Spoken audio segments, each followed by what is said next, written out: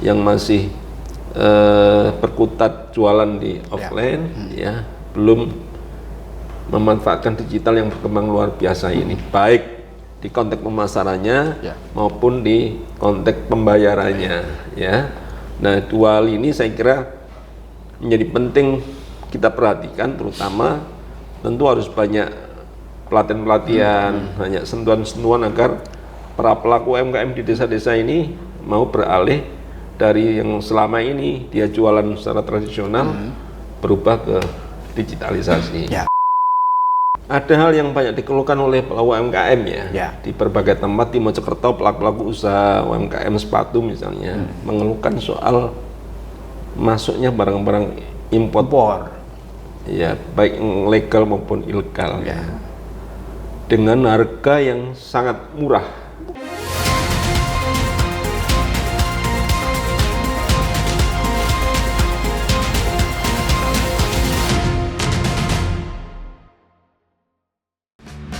Haji Hidayat, SAG, MSI, lahir di Lamongan, 10 Februari 1972.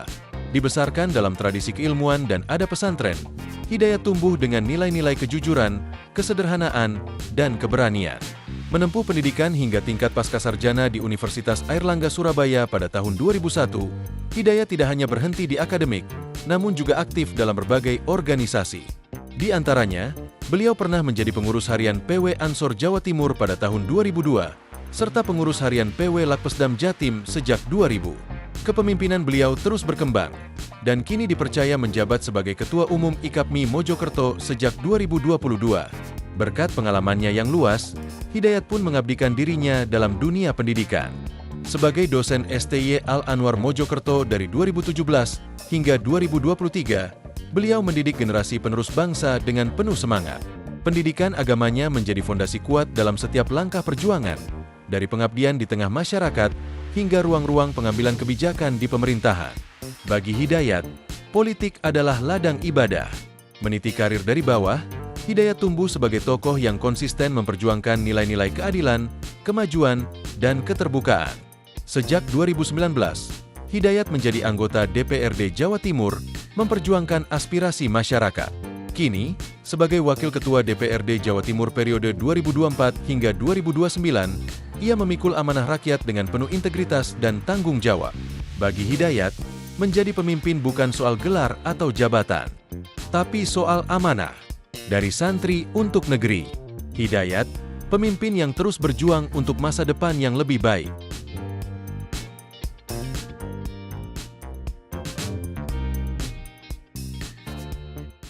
Assalamualaikum warahmatullahi wabarakatuh. Salam sejahtera dan salam sehat untuk kita semuanya. Tribuners, bertemu lagi dengan saya Mujib Anwar, jurnalis senior Tribun Network, dalam acara podcast DPRD Jawa Timur Gebrakan Wakil Rakyat. Tribuners, ekonomi kerakyatan merupakan konsep pembangunan ekonomi yang berbasis pada partisipasi aktif masyarakat, terutama usaha mikro, kecil, dan menengah atau UMKM dan korporasi. Jawa Timur sebagai provinsi yang memiliki potensi besar dalam pengembangan ekonomi kerakyatan ini, terutama melalui pemberdayaan UMKM dan koperasi. Hal ini sangat penting karena UMKM dan koperasi yang telah menjadi tulang punggung perekonomian daerah dengan kontribusi yang cukup signifikan terhadap produk domestik regional bruto atau PDRB dan penyerapan tenaga kerja, serta perannya juga sangat penting dalam meningkatkan kesejahteraan masyarakat dan mengurangi kemiskinan. Namun yang harus diingat, masih banyak tantangan yang dihadapi oleh para pelaku UMKM dan koperasi di Jawa Timur, mulai keterbatasan akses modal, teknologi, hingga pasar. Demikian juga dengan ketahanan pangan nasional yang merupakan aspek penting dalam ekonomi kerakyatan. Jawa Timur sebagai lumbung pangan nasional memiliki potensi besar dalam meningkatkan produksi dan ketersediaan pangan. Namun masih banyak juga tantangan yang dihadapi saat ini untuk meningkatkan ketahanan pangan, mulai perubahan iklim, keterbatasan lahan pertanian, hingga fluktuasi harga pangan. Untuk itu, Tribuners dan para pemirsa dimanapun Anda berada, kali ini kita akan mengangkat dan mengulas tema tentang ekonomi kerakyatan di Jawa Timur, antara pemberdayaan UMKM, koperasi, dan ketahanan pangan nasional. Nah, untuk mengulas tema yang sangat menarik dan penting bagi Jawa Timur tersebut, sudah hadir bersama kita Bapak Haji Hidayat SAG MSI. Beliau adalah Wakil Ketua DPRD Jawa Timur, sekaligus Wakil Ketua DPD Partai Gerindra Jawa Timur. Kita sapa narasumber kita yang luar biasa dan istimewa ini. Assalamualaikum Mas Dayat. Waalaikumsalam warahmatullahi wabarakatuh. Matur suwun. Di sela-sela kesibukannya yang luar biasa, Mas Dayat sudah menyempatkan hadir untuk memberikan kepada para pemirsa dan tribuner perspektif tentang pentingnya ekonomi kerakyatan. Mas Dayat, Ya, bagaimana sih kondisi faktual ekonomi kerakyatan di Jawa Timur saat ini?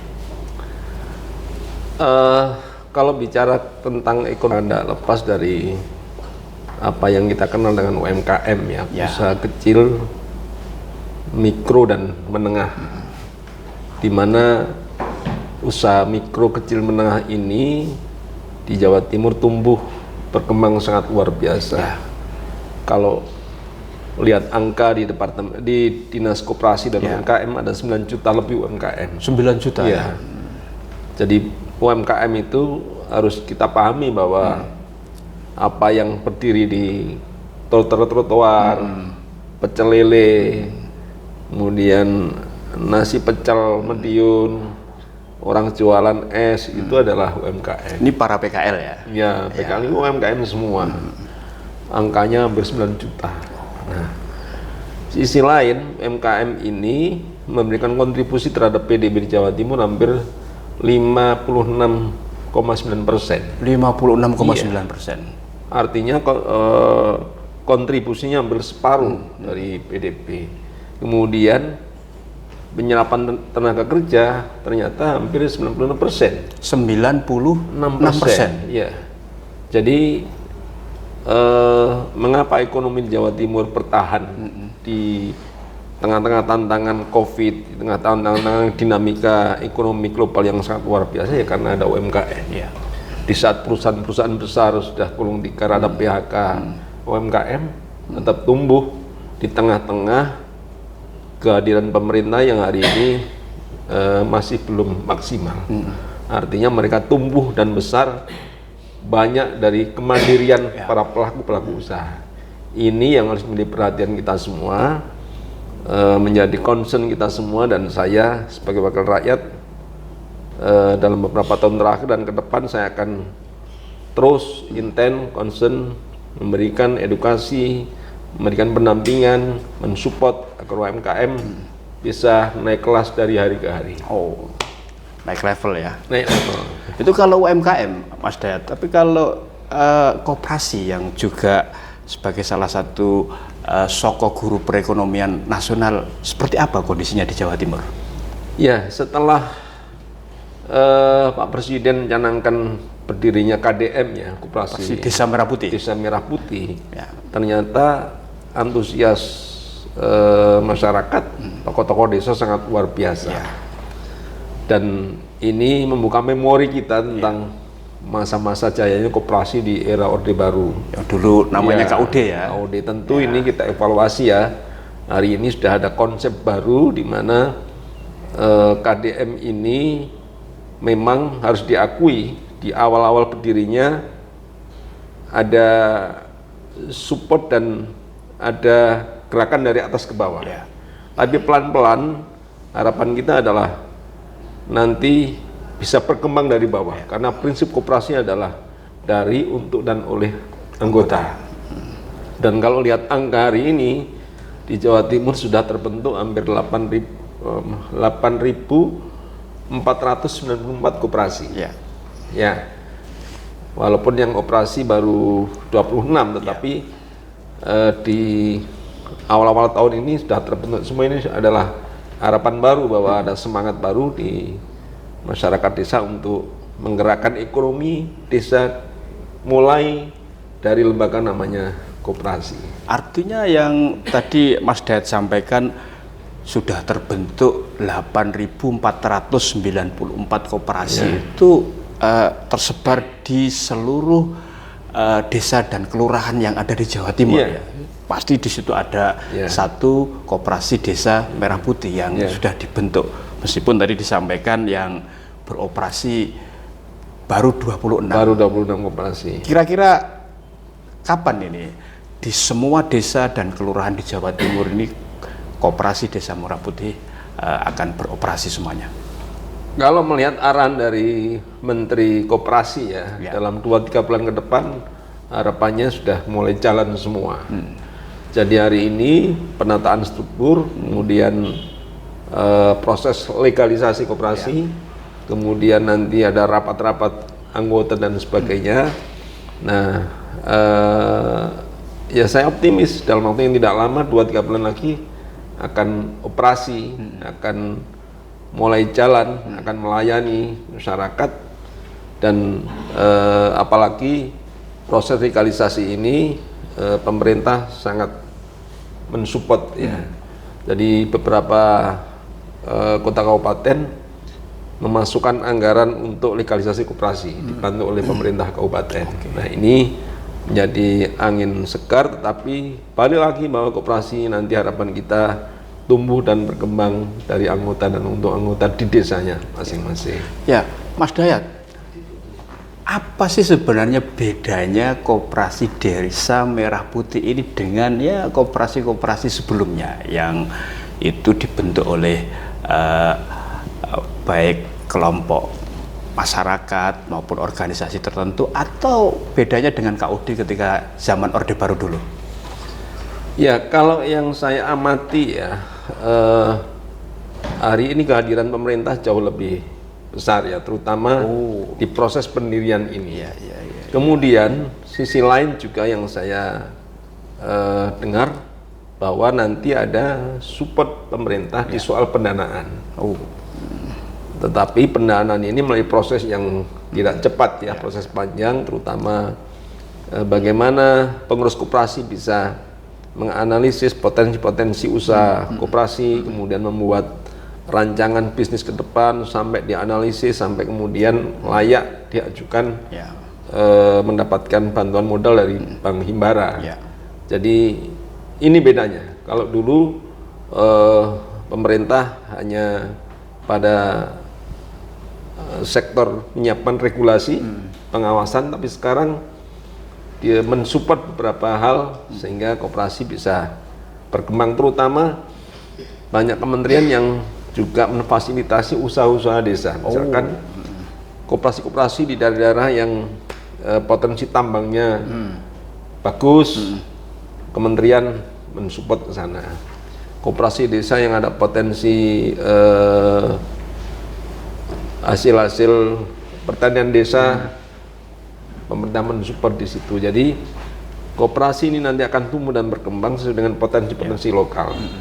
Tapi pemerintah di samping menyiapkan regulasi, pengawasan, tapi juga tadi mensupport anggaran, tetapi dengan pola yang betul-betul selektif dan prinsip kehati-hatian tetap dijaga. Mas Dayat, ini kan hasil evaluasi sementara itu dari 26 koperasi Desa Merah Putih yang sudah beroperasi, itu kan ternyata di tahap awal ini yang dijual adalah sembako sementara ini kan seperti itu. Gimana ini kan belum sampai tadi betul-betul memanfaatkan potensi lokal di mana KDMP tersebut berdiri. Saya kira di awal tidak ada masalah ya. Ada masalah. Karena sembako itu kan pasarnya sudah jelas dan pasti laku. Ya, jadi kalau jualan sembako pasti laku. Orang pasti butuh beras, butuh minyak, nah butuh ikan, telur dan sebagainya. Kebutuhan pokok lah, kebutuhan pokok. Kalau koperasi bisa menyiapkan, maka keuntungannya adalah tidak mungkin ada kelangkaan sembako. Ya. Harga pasti terkendali dan juga pasti untung. Nah, sambil jalan koperasi nanti akan terus secara bertahap akan menggali potensi desa. Saya kira di awal tahun nanti sudah ketemu koperasi desa ini, dia fokus dan usahanya ini koperasi nanti akan begitu. Tapi hari ini ya saya kira tidak ada masalah kalau fokus di sembako dulu, karena ini yang sudah pasti ada pasarnya dan pasti laku. Artinya sebagai tahap awal ini sembako dulu tidak apa-apa, nanti berikutnya harus sesuai dengan pasar di masing-masing koperasi tersebut berdiri.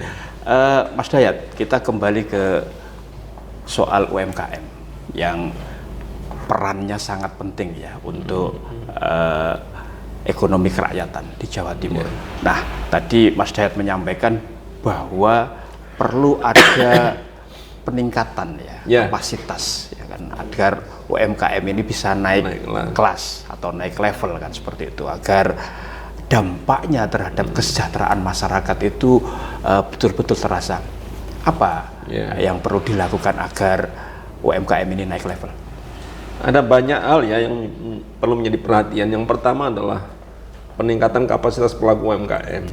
Jadi harus ada banyak inovasi, harus lebih kreatif, ya harus mau bekerja keras.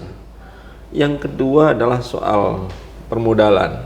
Ya, banyak pelaku UMKM yang masih enggan dalam berhubungan dengan perbankan. Ya, banyak warung-warung yang masih berhubungan dengan rentenir. Ini tentu memberatkan dan keuntungannya tidak dinikmati, tapi dinikmati oleh rentenir. Nah, tentu ini menjadi PR kita, bagaimana pelaku UMKM itu bisa memanfaatkan layanan pembiayaan di bank-bank yang ada di Jawa Timur. Misalnya, karena kita punya 2 BMD yang terkait di layanan pembiayaan, ada Bank Jatim, ada Bank UMKM, yang kita support anggarannya untuk kepentingan pelaku-pelaku UMKM dengan bunga 6% flat per tahunnya. Saya kira ini sangat ringan. Problemnya banyak yang tidak tahu, banyak yang masih enggan berhubungan dengan bank, banyak yang memang lagi terjerat dengan rentenir. Nah, ini soal pembiayaan. Yang ketiga adalah soal legalisasi. Banyak UMKM yang tidak punya NIB, tidak punya NPWP dan lain sebagainya, sehingga tidak bisa naik kelas. Pasar menengah tentu kalau beli barang itu melihat labelnya, melihat biasanya kalau makanan ada bahan-bahannya apa saja, ada halal juga dilihat. Nah, sekarang harus kita akui dari 9 juta itu baru 10% yang legal, yang mau mengurus legalisasinya. Kemudian digitalisasi, ya. Banyak pelaku UMKM yang masih memasarkan secara tradisional, yang masih berkutat jualan di offline, ya, belum memanfaatkan digital yang berkembang luar biasa ini, baik di konteks pemasarannya maupun di konteks pembayarannya, ya. Nah, 2 hal ini saya kira menjadi penting kita perhatikan, terutama tentu harus banyak pelatihan-pelatihan, banyak sentuhan-sentuhan agar para pelaku UMKM di desa-desa ini mau beralih dari yang selama ini dia jualan secara tradisional berubah ke digitalisasi. Mas Dayat ini kan sebagai wakil rakyat ya, anggota DPRD Jawa Timur, ketika mencermati bahwa problem atau masalah yang dihadapi para pelaku UMKM di Jawa Timur tadi seperti yang disampaikan tadi, apa yang action yang sudah dilakukan untuk lebih menjadikan UMKM ini makin berdaya lah, yang visible tapi tidak bankable, artinya juga mau berhubungan dengan sektor modal ya dari perbankan. Apa Mas Dayat? Ya, kita dorong Dinas Koperasi dan UMKM Jawa Timur untuk banyak menyiapkan pelatihan pada masyarakat ya. Kebetulan di Mojokerto di tahun ini saya melaksanakan hampir 5-6 kali pelatihan. Ya, ini Mojokerto ini kebetulan kan daerah pemilihannya dapilnya Mas Dayat ya ini. Iya, jadi Mojokerto, Jombang, itu aja Mojokerto kota. Ya. Ini dapil 10, dapil Jatim 10 ya. 10 ya. Ketika saya reses mendengarkan keluhan-keluhan, kita dorong dinas untuk menyiapkan pelatihan-pelatihan. Ya, kita datangkan Bank Jatim, Bank UMKM, bagaimana caranya ngurus pinjam, bagaimana ngurus levelisasi halal, bagaimana pinjam uang ke Bank Jatim dan sebagainya, kita latih juga bagaimana bikin kopi, pelatihan memanfaatkan buah-buahan dari tanaman di rumahnya untuk menjadi makanan yang diolah dan sebagainya. Jadi makin banyak pelatihan makin bagus, cuman memang evaluasinya adalah bahwa pelatihan itu pesertanya harus selektif ya. Yang ikut adalah yang punya motivasi tinggi, yang sudah bergerak di usahanya masing-masing. Jadi sudah ada usahanya, bukan pelaku-pelaku baru yang belum. Nah ini sehingga memudahkan kita untuk meningkatkan kapasitas peserta. Jadi bukan orang baru tapi orang yang sudah bergelut di UMKM. Nah di samping itu kita dorong Bank UMKM dan Bank Jatim ini meningkatkan alokasi anggaran untuk kepentingan pembiayaan UMKM ini. Yang nilai kreditnya meningkatkan nilai kreditnya. Jadi prosesnya cepat, dipermudah, tapi juga angka yang disiapkan oleh dua bank ini jauh lebih besar sehingga bisa mengcover sekian banyak UMKM yang berkembang di Jawa Timur. Saat ini berapa Mas Dayat kredit yang khusus dialokasikan oleh dua bank milik Pemprov Jawa Timur ini untuk sektor UMKM? Tidak besar angkanya ya, dan evaluasi tiap tahun memang tidak terserap semua ya, antara 600-700 miliar ya. Tapi ya karena aksesnya terbatas para pelaku UMKM sehingga banyak yang tidak terserap ya. KUR itu kan maksimal 25 juta ya untuk pelaku UMKM kecil dengan syarat ya memang problemnya bank juga masih minta agunan ya, minta agunan. Tapi yang juga kita siapkan adalah kita subsidi bunganya. Jadi bunga bank yang di luar KUR ya, yang awalnya 12%, kita subsidi 9% sehingga pelaku UMKM ini hanya membayar 3%. Nah ini juga bagian dari stimulus kita untuk para pelaku UMKM supaya bisa menikmati pembiayaan ini dengan cara yang mudah dan tentu karena Bank Jatim, Bank UMKM ini kan kita support anggarannya ya, modalnya kita support dari APBD kita, tentu harus kembali kepada masyarakat, terutama masyarakat kecil yang harus kita bantu di sektor pembiayaan. Mas Dayat, kan berarti kan UMKM dan koperasi ini kan backbone utama ya untuk ekonomi kerakyatan ya, kan seperti itu. Nah, agar ini juga dampaknya betul-betul dirasakan oleh masyarakat serta menjadikan masyarakat itu makin sejahtera, apa sih yang mendesak ya, untuk dilakukan untuk terwujudnya itu? Ya, ada hal yang banyak dikeluhkan oleh pelaku UMKM ya. Ya. Di berbagai tempat di Mojokerto pelaku-pelaku usaha UMKM sepatu misalnya mengeluhkan soal masuknya barang-barang impor. Ya, baik yang legal maupun ilegal ya. Dengan harga yang sangat murah. Nah, produk-produk lokal kita ini harus diakui belum mampu bersaing dengan produk import ya, sehingga harganya tidak bisa bersaing ya, sehingga tidak laku. Nah, oleh karena itu pemerintah harus memproteksi supaya barang ilegal dan legal ini tidak mudah masuk ke Indonesia, ke Jawa Timur khususnya, sehingga barang-barang yang diproduksi oleh UMKM ini bisa beredar dengan leluasa dan dibeli oleh orang. Ya, kalau sepatu di Mojokerto dengan bentuk dan kualitas yang sama, di sini belinya 100.000, ternyata impor dari Cinanya 30-40.000. Mesti pasar kan milih separuhnya ya. Separuhnya. Jadi harus hadir memproteksi barang-barang dari luar, baik yang legal maupun terutama yang ilegal ya, yang masuk secara tidak wajar. Nah, sisi lain juga pemerintah harus hadir menyiapkan lapak-lapak media-media, forum-forum, momen-momen untuk kepentingan supaya barang ini bisa dipasarkan.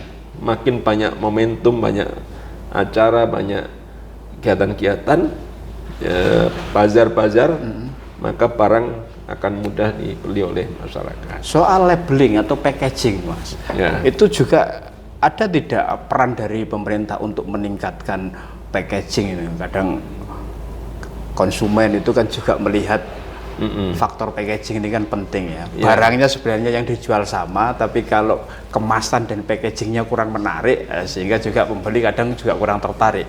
Sudah sampai ke sana juga tidak? Sudah. Pelatihan packaging juga sudah dilakukan. Jadi bagaimana mendesain bungkus ya satu produk, bagaimana membuat nama supaya mudah dikenal oleh masyarakat, membuat gebrakan-gebrakan kejutan itu sudah dilakukan. Jadi ada banyak pilihan-pilihan pelatihan sesuai dengan kebutuhan para pelaku UMKM. Tinggal dia mau yang mana. Kalau dia kesulitan di sektor produksi, misalkan mau bikin kopi misalnya, ada pelatihan bagaimana cara masak meramu kopi. Pelatihan labeling, pelatihan packaging, ada pelatihan yang disiapkan. Ada pelatihan digitalisasi juga ada. Jadi tergantung kebutuhan UMKM. Kita dorong Dinas Koperasi menyiapkan banyak alternatif sehingga masyarakat bisa memilih pelatihan yang sesuai dengan kebutuhannya. Bahkan sekarang di tahun ini ada pelatihan potong rambut ya. Oh, barbershop ya. Potongan, karena yang saya lihat di lapangan tidak ada potong rambut yang sepi. Ya, sekali potong 25.000, 10 sudah 250.000. Padahal tidak ada biaya produksi, beli gunting untuk setahun. Nah, ini paling ya apa ya, beli silet ya, sama pedaknya itu aja. Ini sangat prospektif dan mudah dan ringan yang bisa dilakukan oleh siapapun kalau pelatihan potong rambut ini. Mas Dayat, agar UMKM ini tetap selain survive ya, makin berkembang serta sustainable, berkelanjutan, apa ini yang mesti dilakukan? Ya, yang pertama adalah dia harus bisa beradaptasi dengan perubahan pasar. Pasar tambah lama, informasinya tambah banyak, sehingga bagaimana pasar milik kita tentu harus ada proses inovasi kreativitas yang tinggi. Yang kedua adalah digitalisasi, baik di pemasaran, di produksi maupun di pembayaran. Jadi sekarang orang sudah pembayaran sudah jarang pakai uang cash ya, uang tunai sudah jarang sekarang. Nah, ini juga harus beradaptasi juga. Yang penting lagi adalah kehadiran pemerintah. Ya. Jadi bagaimana pemerintah hadir di tengah-tengah para pelaku UMKM. Ya. Kalau perusahaan-perusahaan besar, saya kira pemerintah tidak perlu terlalu banyak hadir lah, karena dia sudah tumbuh dan berkembang sendiri sudah luar biasa. Tapi pelaku UMKM yang kecil-kecil ini yang saya kira kalau tidak disupport oleh pemerintah, ya tentu akan gulung tikar ya. Misalnya soal tempat misalnya. Tempat jualan misalnya. Kalau sudah digusur, tentu pemerintah harus berpikir di mana dia harus kita pindahkan, relokasi. Jangan sampai digusur tanpa ada solusi. Ya, karena ketika sudah digusur, berhenti berusaha, kemudian kemiskinan terjadi, tidak bisa nyekolahkan anak, akses kesehatan tertutup, menjadi beban pemerintah. Jadi pemerintah harus hadir di tengah-tengah para pelaku UMKM, terutama membantu menyiapkan lapak-lapak, tempat-tempat yang ini tentu ya harus ada anggaran, harus ada alokasi anggaran. Jadi tempat-tempat yang strategis di sekitar alun-alun, di jalan-jalan strategis harus ada lapak-lapak, stand-stand untuk kepentingan UMKM. Ya. Kalau UMKM disuruh kontrak di tempat-tempat strategis, nggak kuat. Ya. Setahun rata-rata 50-60 juta. Dari mana? Nah tentu ini penting, di samping tadi kita dorong digitalisasi, jualan online, tapi juga ada lapak yang disiapkan oleh pemerintah. Yang saya kira jualan offline-nya. Ya, saya kira ini akan mendorong UMKM untuk hidup jangka panjang ke depan. Mas Dayat, ini kan pemerintah kan selalu menyampaikan pro mendukung pengembangan UMKM. Itu tercermin tidak dalam politik anggaran?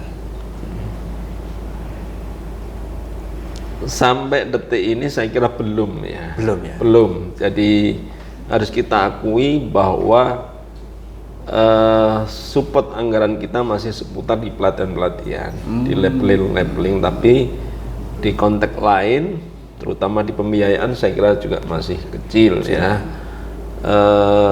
Jadi harus kita akui bahwa UMKM masih hidup sendiri, belum merasakan kehadiran pemerintah. Tapi saya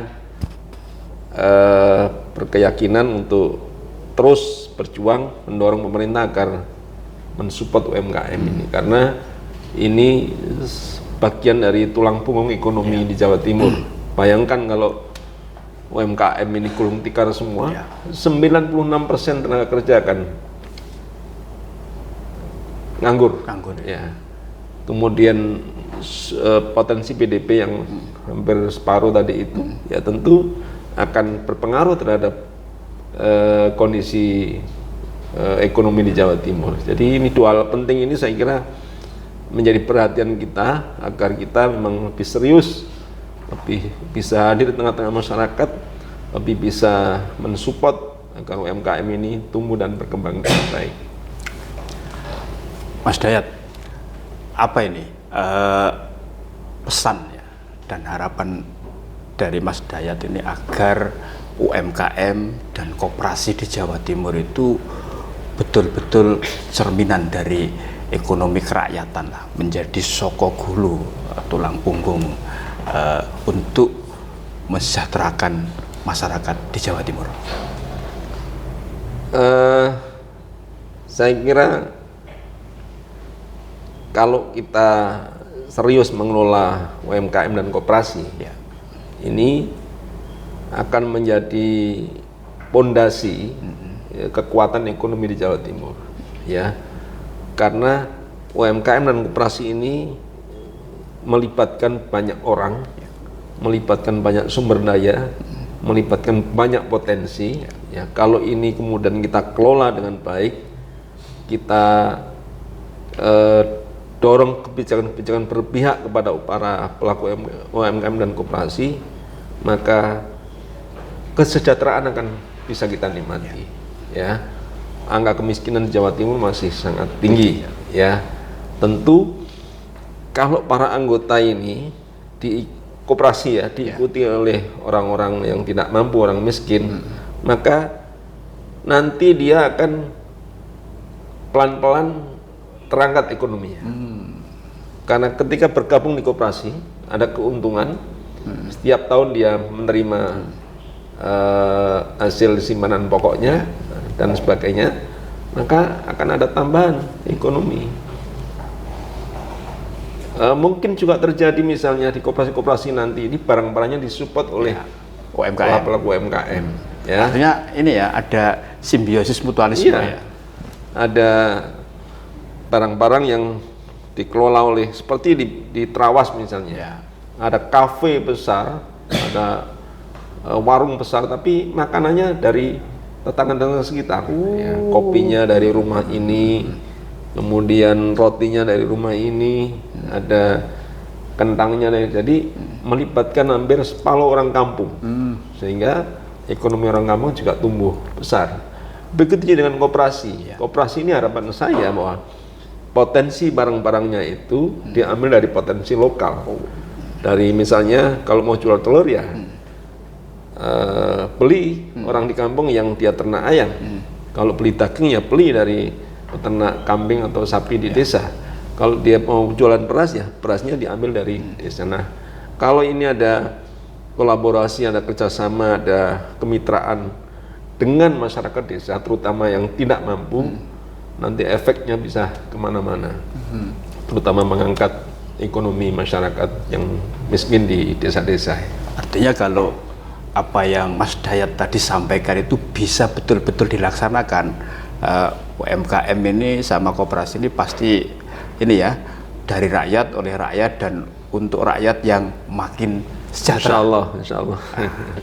Mas Dayat, Ya. terima kasih ini